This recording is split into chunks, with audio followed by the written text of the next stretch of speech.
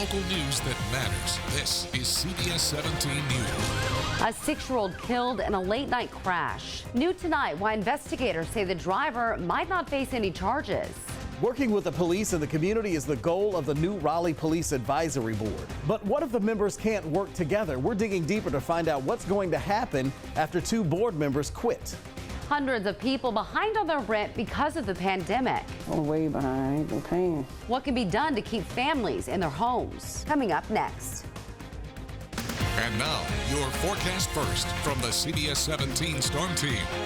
Well, the warming of the temperatures started today, but the clearing of the clouds, we're still working on that one. Good evening. Thanks for watching CBS 17. I'm Wes Hohenstein. Once again, tomorrow morning, we will have some fog to deal with, but your Thursday morning again starts cloudy and a little bit warmer. Temperatures in the mid to upper 50s when you leave for work and school. Then by lunchtime, we climb into the 70s, still with clouds, but not much rain to talk about. That'll change Friday.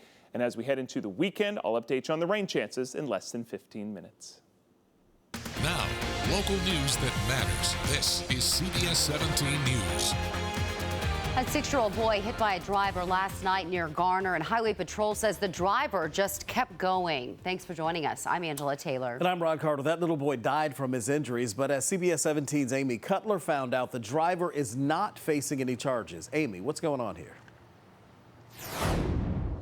Yeah, Rod, State Highway Patrol tells me that it is early on in their investigation. They are still gathering evidence, and that work just takes time. They are urging the community tonight to have patience.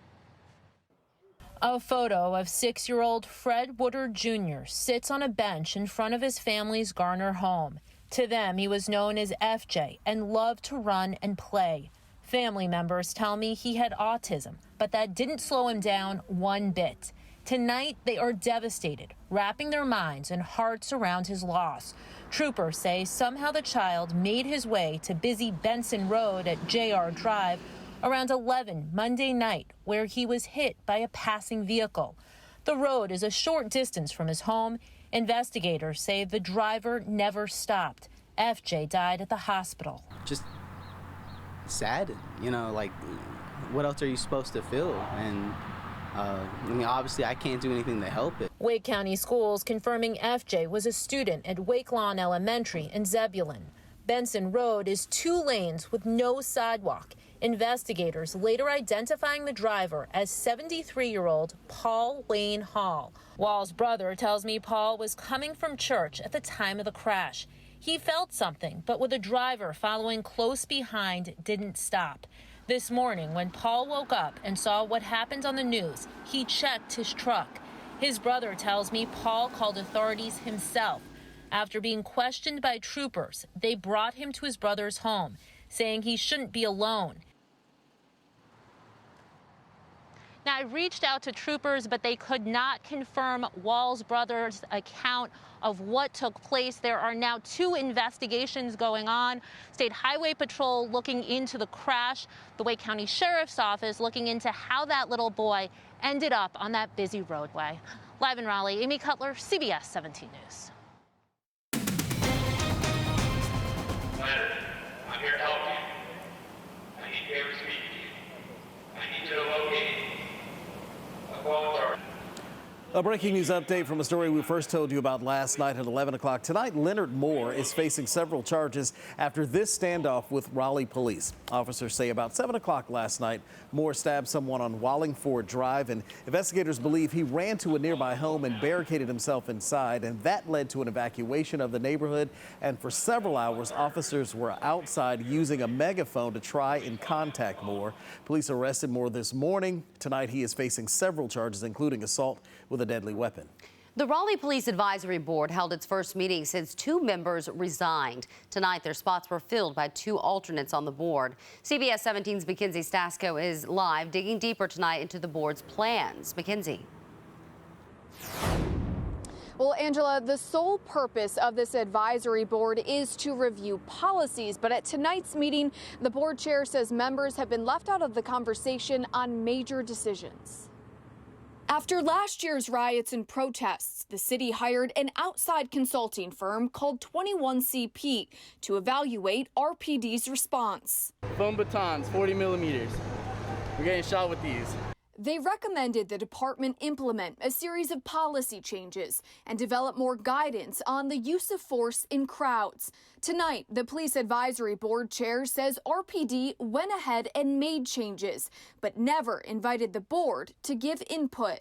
I see right now we have not been involved in the process of the policies and some of the things that happen. The board plans on sending a formal letter on this issue to the city, demanding again to be involved in all policy changes related to the consultant's report. Members also want the documents they believe were given to the consulting firm, documents the board was denied access to at February's meeting. The city council can't see these policies except in certain limited situations. They are not for public consumption. They are not for any board.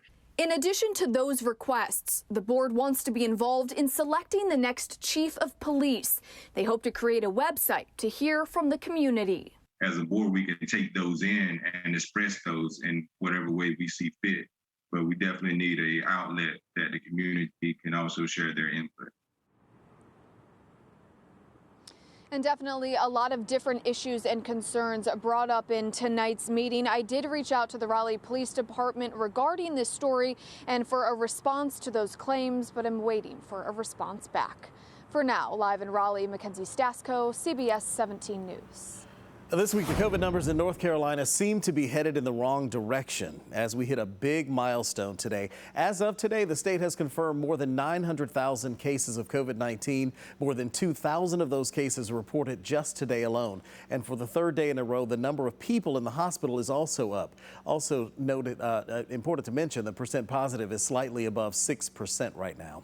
As middle and high school students return to in-person learning, they will not have to maintain strict 6-foot social distancing requirements. New guidance from the state will allow students to sit in classrooms closer together. This change comes after federal guidance recommended that all public school students stay at least 3 feet from each other. In just 2 weeks, the federally supported vaccine clinic in Greensboro has vaccinated more than 40,000 people. If you're interested in heading to Greensboro for a vaccine, you can find that registration information on CBS17.com. Today, NC State started vaccinating its students and faculty on campus. The clinic is in the student union, and the university says it plans to vaccinate anywhere from 150 to 200 people a day. The university says more than 10,000 people have already pre-registered. The clinic will be open from 9 to 4, Monday through Friday. They plan to keep offering vaccines so long as they keep getting doses from the state. Cape Fear Valley Health in Fayetteville says that things went really well during their first walk-in COVID vaccine clinic, and they will be doing more of them. Organizers say they reached capacity just 3 hours after opening this morning. This is the first week Cape Fear is offering this vaccine to everyone. That means anyone groups 1 through 5. And today's clinic was for anyone 18 and older to get the Johnson & Johnson vaccine. Some folks told us they drove more than an hour to get there to get that shot. A big reason we went into this field was because we love taking care of the communities that we're in. We love helping in any way we can. We're trained in immunizations, so it's something that we feel very passionate about. And I think they have a really good background in order to execute a big rollout like this. All appointments are booked this week, but appointments for next week will open up online Friday at 5 o'clock. Right now, hundreds of people say they cannot pay their rent to the Durham Housing Authority. Many of them are struggling financially because of the pandemic. And tonight they took their concerns to the board to ask for changes to the eviction policy. CBS 17's Maggie Newland talked to one tenant about her concerns. Every morning, Sherry Lawrence wakes up worried. I don't know when I'm going to get a sheriff notice on my door, because I can't pay rent. She lost her income for months due to the pandemic. I worked at Central in a cafeteria, and we just came back in February of this year. And when the eviction moratorium ends, she fears she won't be able to stay in her Hoover Road apartment. Now I don't have a job. Now, am I going to be homeless? It scares me a lot. It really does. Helping people like Sherry led members of the group Durham Can to propose changes to the Durham Housing Authority's eviction process. They asked for 2 changes. Number 1, they prolong the filing of evictions for 90 days.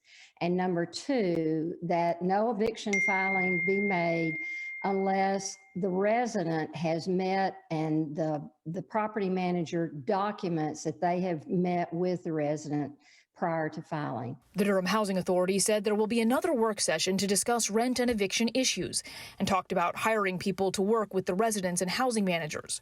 For now, they promised this. Between now and no earlier than June 30th, we'll be working with all of our residents who have outstanding rents. But Durham Can and Sherry want more. We are looking at the long term of eviction policy reform. I just want to make sure that me and my kids, my grandkids, is gonna have somewhere to live. She hopes the Housing Authority will work with her to help her stay in her home. In Durham, Maggie Newland, CBS 17 News.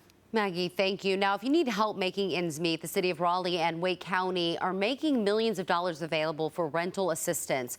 Right now, there is $66 million in stimulus funds to help people in Wake County pay the rent. Here are the requirements. You must make less than $53,000 a year if you're single, or $73,000 for a family of 4. You also have to prove you've been financially impacted by the pandemic. This month alone, more than 1,000 people have already applied for the program. We ensure that we are paying the proper party by pulling tax records and ensuring that the funds are going to the entity that owns the property. The program will cover past due rent as far back as April of 2020. We have all the information on how you can apply on CBS17.com. Starting this weekend, North Carolina is reopening a lot of family-friendly places. And for the first time in more than a year, museums will be able to open to full capacity. But the North Carolina Museum of History and Marbles Kids Museum in downtown Raleigh say they will reopen slowly to make sure that once at full capacity, everyone is still safe. We're going to go to 300 people in a third capacity and kind of gauge how things go. You will have to reserve a time, and it's not just like show up when you want to. It's going to be a little bit more planning.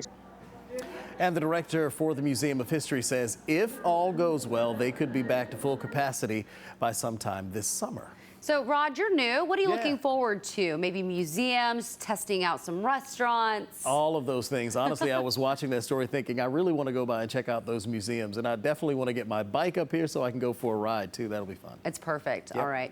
Well, now we want to know what you think about this. Are you comfortable going out with fewer restrictions in place? And right now, 57% say yes. To vote, use the CBS 17 News app. Click on the menu in the upper left-hand corner and click CBS 17 Votes.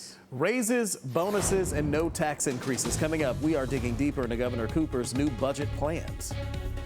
All right, and those clouds that you've loved the last few days, I've got more of them, and rain chances. While one area of low pressure making rain is moving away, there's another batch of rain to our southwest. I'll tell you when we'll have to deal with that, and I'll update you on when we could see the warmest temperatures of the year so far, right after this.